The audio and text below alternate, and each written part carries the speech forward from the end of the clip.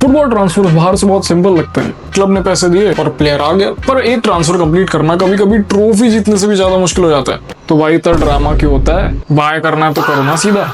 चलो समझाता हूँ। मान लो हम 2023 में हैं और रियल मैड्रिड को किलियन एम्बाप्पे चाहिए, जो कि अभी पीएसजी में खेलता है। तो अब यहाँ रियल मैड्रिड है बाइंग क्लब और पीएसजी है सेलिंग क्लब, और किलियन एम्बाप्पे वो प्लेयर है जिसका ट्रांसफर होना है। अब सबसे पहले बाइंग क्लब को सेलिंग क्लब से परमिशन लेनी होती है, क्योंकि प्लेयर डायरेक्टली खरीदा नहीं जा सकता जब तक उसका कॉन्ट्रैक्ट एक्टिव हो। और अगर सेलिंग क्लब को ऑफर पसंद नहीं आया तो डील वहीं खत्म हो जाती है। और कभी कभी selling clubs intentionally high price demand करते हैं ताकि प्लेयर को रिटेन कर सके। पर इवन अगर दोनों क्लब्स अग्री कर ले तभी ट्रांसफर कंप्लीट नहीं होता, क्योंकि अभी प्लेयर की कहानी चालू होती है। फॉर एग्जांपल, अभी एम्बाप्पे डिसाइड करेगा सैलरी कितनी होगी, कॉन्ट्रैक्ट कितने साल का होगा, गारंटी प्लेइंग टाइम मिलेगा या नहीं, मैनेजर का प्लान क्या है, बोनसेस क्या मिलेंगे। और इसी वजह से कभी कभी प्लेयर्स ह्यूज क्लब को भी रिजेक्ट कर देते हैं।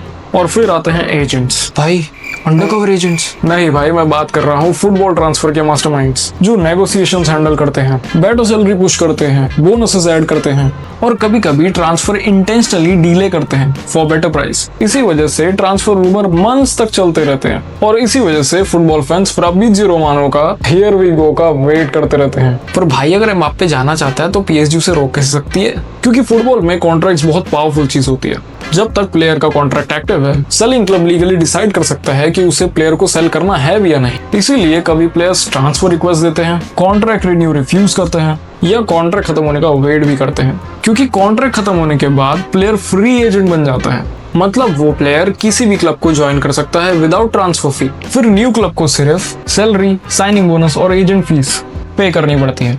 इसीलिए फ्री एजेंट्स फुटबॉल मार्केट में बहुत ज्यादा वैल्यूबल होते हैं, और इसी वजह से क्लब्स कभी प्लेयर्स को जल्दी बेच देते हैं, वरना बाद में फ्री में लूज कर देंगे। अच्छा, इसी वजह से सब डेडलाइन के दिन पर बावले हो जाते हैं। एग्जैक्टली, क्योंकि ट्रांसफर विंडो परमानेंटली ओपन नहीं रहती। क्लब्स के पास लिमिटेड टाइम होता है डील्स कंप्लीट करने के लिए, और लास्ट डे में पैनिक बाइंग होती है, इंजरीज कवर करनी होती है, प्लेयर सडनली अवेलेबल हो जाते हैं, और प्राइसेस भी क्रेजी हो जाती है। इसीलिए फुटबॉल ट्रांसफर विंडो कभी कभी रियलिटी शो जैसा लगता है। इसीलिए फुटबॉल ट्रांसफर सिर्फ फुटबॉल नहीं, pure business, timing and negotiation का गेम है। और बताओ, अगर तुम फुटबॉलर होते तो सिर्फ सैलरी देके क्लब चूज करते, या मैनेजर और प्रोजेक्ट भी इंपॉर्टेंट होता?